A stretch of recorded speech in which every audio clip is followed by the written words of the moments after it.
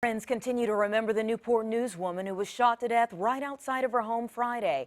Tonight, the co-workers of 26-year-old Nyesha Singleton are uniting to help her family and the 4 young boys she left behind. We told you over the weekend that their father, Reginald Langley, was the gunman. He led police on a chase before turning the gun on himself. 10 on your side's Liz Kilmer has been following this tragedy. Liz?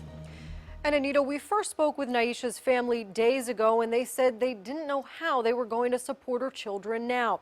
That's when her co-workers stepped in. They say Nyesha was a supervisor under contract with WAVY. She worked unbelievably hard supporting her kids, who were her world. Stepping in to help after a life is cut short. She was just at that place in her life where she had reached the top of that mountain, you know, because she was the type of person that dealt with a lot of adversity. Life was on the up and up, just getting started for Nyesha Singleton and her 4 young boys. The 26-year-old was thriving, working as a supervisor for Parsons, a VDOT contractor.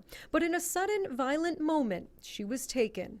She was just getting there, and for this to happen, it was just shocking. The Newport newswoman was gunned down outside of her home on Friday. Witnesses say she pleaded for her life, but her ex-boyfriend, the father of her children, shot anyway, ultimately killing himself too. I was shocked in disbelief. She was such a good person. I don't understand how this could have happened to her. Angelique Alene was Nyesha's assistant. The two bonded over motherhood. She says Nyesha was driven by supporting her boys. What made her happy in life, her joys, was being able to provide for her kids. But now those boys are left without parents. Co-workers have launched an online fundraiser to help support them. They're also collecting funds around the offices. Although they weren't actual family, they say they're leaning on one another to get through. She was more than a co-worker. She was family to us.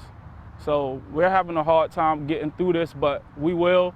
And especially with her getting the support that she needs and us knowing about it, it's a blessing to us. And we spoke with Nyesha's family one day after her murder. To hear those interviews, head to WAVY.com. We'll also post the link to that GoFundMe site where you can help support her family. I'm Liz Kilmer, 10 on your side.